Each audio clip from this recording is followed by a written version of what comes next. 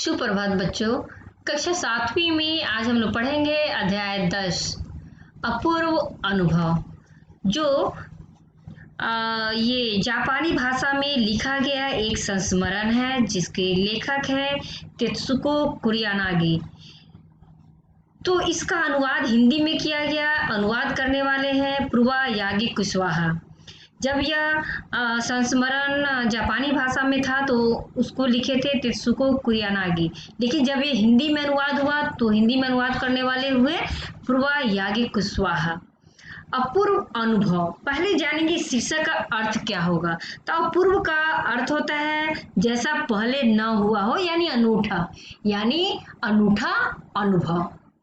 इस कहानी का, इस शीर्षक का अर्थ हुआ।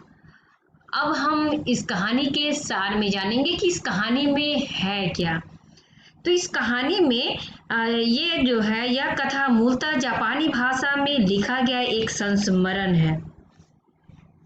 इसमें दो बच्चों के बारे में बताया गया है। इस संस्मरण में तोत्तो-चान और यासुकी-चान जो दो बच्चे हैं, जो दोनों हम उम्र बच्चे हैं, और दो हम उम्र बच्चों का वर्णन है जिनके कार्यों में संघर्ष की झलक मिलती है।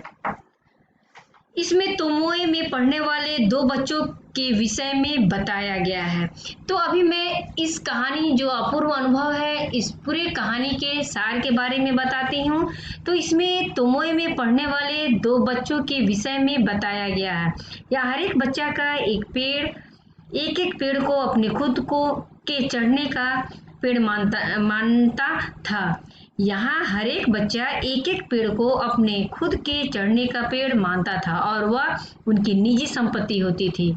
इन दोनों बच्चे का नाम था, एक का नाम था तोत्तो-चान और एक का नाम था यासुकी-चान।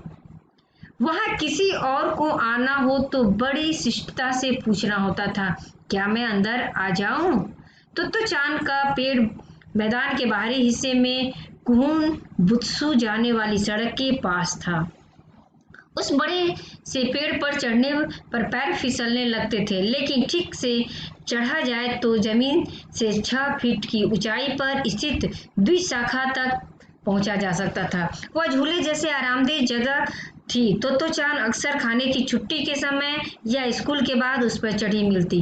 वहां से वह दूर आकाश को या सड़क पर आ जा रहे लोगों को देखती। तोत्तो-चान ने सभागार में शिविर लगने के 2 दिन बाद बड़े साहस का एक काम करने का फैसला लिया। उसने यासुकी-चान को अपने पेड़ पर आने का न्योता दिया। यासुकी-चान को पोलियो था। वह किसी पेड़ को अपना नहीं मानता था क्योंकि पेड़ पर चढ़ना उसके लिए असंभव था। तोत्तो-चान और यासुकी-चान के इस कार्यक्रम का पता दोनों में से किसी के माता पिता को न था। यदि उन्हें पता होता तो दोनों को बहुत डांट पड़ती। स्कूल पहुंचने पर मैदान में उसे यानी तोत्तो-चान को यासुकी-चान मिला। दोनों बहुत ही अधिक उत्तेजित थे। तोत्तो-चान उसे अपने पेड़ के पास ले गई। वहां वह चौकीदार के यहाँ से एक सीढ़ी उठाकर लाई। वह फिर चौकीदार के छप्पर की ओर दौड़ी और वहां से तिपाई सीढ़ी घसीट लाई। पसीने से लथपथ उसने तिपाई सीढ़ी को द्विशाखा से लगा दिया। उसने यासुकी-चान को सहारा देकर धीरे धीरे सीढ़ी पर चढ़ाया। यासुकी-चान सीढ़ी के ऊपर तो पहुंच गया और तोत्तो-चान सीढ़ी से छलांग मारकर पेड़ पर पहुंच गए, लेकिन यासुकी-चान को सीढ़ी से वहां पर लाना बहुत मुश्किल हो गया। दोनों को अपनी सारी मेहनत बेकार लगने लगी। तोत्तो-चान का रोने का मन होने लगा क्योंकि वह यासुकी-चान को ऊपर नहीं चढ़ा पा रही थी, लेकिन वह रोई नहीं। उसने यासुकी-चान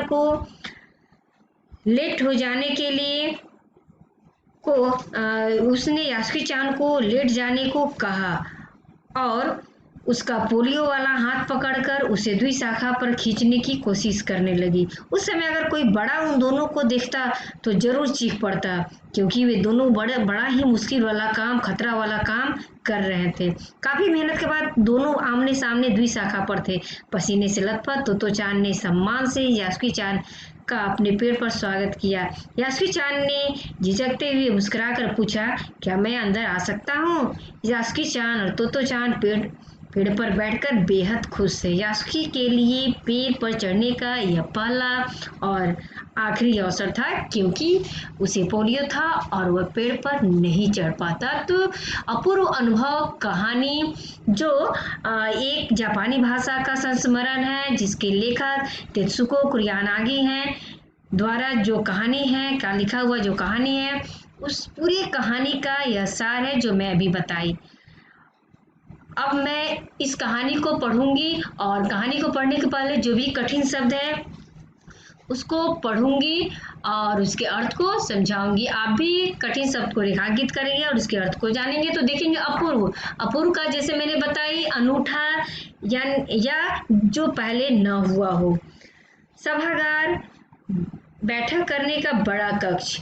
शिविर, सभागार शिविर का अर्थ देखेंगे किसी निश्चित उद्देश्य के लिए एकत्र होना। साहस करना यानी हिम्मत दिखाना। न्योता देना यानी सादर बुलाना। आगे देखेंगे आरामदेह यानी सुविधाजनक यानी आराम देने वाला। द्विशाखा, द्विशाखा देखेंगे ऊपर में द्विशाखा है, देखेंगे द्विशाखा। द्विशाखा का अर्थ होगा दो शाखाएं या वह भाग जहां पेड़ में दूसरी टहनी निकली हो उसे हम द्विशाखा कहते हैं। निजी संपत्ति यानी स्वयं की संपत्ति या अपनी संपत्ति। शिष्टता यानी सभ्यता।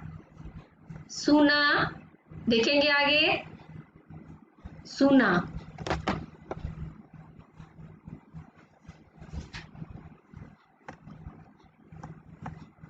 सूना, सूना का अर्थ होता है सुनसान या खाली खाली। आगे देखेंगे घसीटता हुआ। घसीटना का अर्थ होता है खींचना। उत्तेजित, उत्तेजित का अर्थ होगा उत्तेजना से भरा हुआ। भेद यानी रहस्य। ठिठियाकर यानी खिलखिलाकर। अभी जहां तक हम लोग कठिन शब्द को रेखांकित किए हैं, आज वहीं तक कहानी पढ़ेंगे। देखेंगे क्या होता है कहानी में। तोत्तो-चान और यासुकी-चान क्या करते हैं। सभागार में शिविर लगने के 2 दिन बाद तोत्तो-चान के लिए एक बड़ा साहस करने का दिन आया। इस दिन उसे यासुकी-चान से मिलना था। इस भेद का पता न तो तोत्तो-चान के माता पिता को था न ही यासुकी-चान के। क्या था, तोत्तो-चान को यासुकी-चान से मिलना था और इस भेद का, इस रहस्य का पता ना तो यासुकी-चान के माता पिता को था और ना ही तोत्तो-चान के माता पिता को। उसने यासुकी-चान को अपने पेड़ पर चढ़ने का न्योता दिया था। तोमोई में हर एक बच्चा बाग के एक एक पेड़ को अपने खुद के चढ़ने का पेड़ मानता था। तोत्तो-चान का पेड़ जो है मैदान के बाहरी हिस्से में कुहुन बुत्सु जाने वाली सड़क के पास था। बड़ा सा पेड़ था। उसका चढ़ने जाओ तो पेड़ फिसल जाते।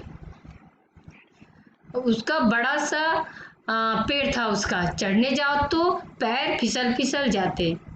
पर ठीक से चढ़ने पर जमीन से कोई 6 फीट की ऊंचाई पर एक द्विशाखा तक पहुंचा जा सकता था। बिल्कुल किसी झूले सी आरामदेह जगह थी यह। आराम जगह थी यह। तोत्तो-चान अक्सर खाने की छुट्टी के समय या स्कूल के बाद ऊपर चढ़ी मिलती थी। तोत्तो-चान जो है खाने की छुट्टी के समय और छुट्टी के बाद वह उसी पेड़ पर, अपने पेड़ पर बैठी हुई दिखाई देती थी। वहां से वह सामने दूर तक ऊपर आकाश को या नीचे सड़क पर चलते लोगों को देखा करती थी। बच्चे अपने अपने पेड़ को निजी संपत्ति मानते थे। बच्चे जो हैं अपने हर एक पेड़ को, जो उनका खासकर पेड़ होता था, वे उसका खास का अपना स्वयं का संपत्ति मानते थे। किसी दूसरे के पेड़ पर चढ़ना हो तो उससे पहले पूरी शिष्टता से माफ कीजिए, क्या मैं अंदर आ जाऊं, पूछना पड़ता था। वे अपने पेड़ के अलावा अगर दूसरे के पेड़ पे चढ़ना चाहते थे तो बड़ा ही शिष्टता के साथ, आदर के साथ, विनम्रता के साथ पूछना पड़ता था उस पेड़ पर चढ़ने के लिए। यासुकी-चान को पोलियो था, इसलिए वह न तो किसी पेड़ पर चढ़ पाता था और न किसी पेड़ को निजी संपत्ति मानता था। अतः तोत्तो-चान ने उसे अपने पेड़ पर आमंत्रित किया था। क्योंकि यासुकी-चान को पोलियो था तो वह किसी पेड़ पर नहीं चढ़ पाता था और इसलिए उसका निजी संपत्ति पेड़ नहीं था। वह किसी भी पेड़ को अपना निजी संपत्ति, स्वयं का संपत्ति नहीं मानता था। एक दिन क्या हुआ, तोतो चान जो है वह यास्कुई चान को अपने पेड़ पर बुलाती है, न्योता देती है, पर यह बात उन्होंने किसी से नहीं कही, क्योंकि अगर बड़े सुनते तो जरूर डांटते। घर से निकलते समय तोतो चान ने माँ से कहा कि वह यास्कुई चान के घर डेनेन चोफू जा रही है, क्योंकि वह झूठ बोल रही थी, इसलिए उसने माँ की आंखों में नहीं झांकी। वह झूठ बोल रही थी क्योंकि वह वहां नहीं जा रही थी, बल्कि वह ये यास्कुई चान के घर जा रही थी। आंखों में झांकना मुहावरे है, यानी देखना। तो वो अपनी माँ की आंखों में नहीं झांक रही थी, अपनी माँ की आंखों में नहीं देख रही थी, वो अपनी नजरें जूतों के फीतों पर ही गड़ाए रही। रॉकी उसके पीछे पीछे स्टेशन तक आया। जाने से पहले उसे सच बताए बिना तोतो चान से रहा नहीं गया। जब रॉकी उसे स्टेशन तक छोड़ने आया तो वह उसे सच बता ही दी। मैं क्या बताई? मैं यास्कुई चान को अपने पेड़ पर चढ़ने देने वाली हूँ, उसने बताया। जब तोतो चान स्कूल पहुंची तो रेल पास उसके गले के आसपास हवा में उड़ रहा था। यास्कुई चान उसे मैदान में क्यारियों के पास मिला। गर्मी की छुट्टियों के कारण सब सूना पड़ा था, क्योंकि उसके पहले गर्मी की छुट्टी थी, इस कारण पूरा बाग बगीचा स्कूल जो है वह सूना सुनसान पड़ा हुआ था। यास्कुई चान उससे कुल जमा एक ही वर्ष बड़ा था। यास्कुई चान जो है तोतो चान से 1 साल बड़ा था, पर तोतो चान को वह अपने से बहुत बड़ा लगता था। पर तोतो चान को ऐसा लगता था कि वह उससे बहुत बड़ा है। जैसे ही यास्कुई चान ने तोतो चान को देखा, वह पैर घसीटता हुआ उसकी ओर बढ़ा। उसके हाथ अपनी चाल को स्थिर करने के लिए दोनों ओर फैले हुए थे। तोतो चान उत्तेजित थी। तोतो चान काफी उत्तेजित थी, क्योंकि वे दोनों आज कुछ ऐसा करने वाले थे जिसका भेद किसी को भी पता नहीं था, क्योंकि वे दोनों आज कुछ ऐसा करने वाले थे जिसका रहस्य, जिसका राज किसी को पता नहीं था। वह उल्लास में ठिठियाकर हंसने लगी। वह उल्लास से, खुशी से, उमंग में भरकर खिलखिलाकर हंसने लगी। यास्कुई चान भी हंसने लगा और उसके हंसते हुए देखकर यास्कुई चान भी हंसने लगा। तो आज हम इस कहानी के पहले पार्ट में यहीं तक पढ़ते हैं, शेष अंश को दूसरे पार्ट में पढ़ेंगे।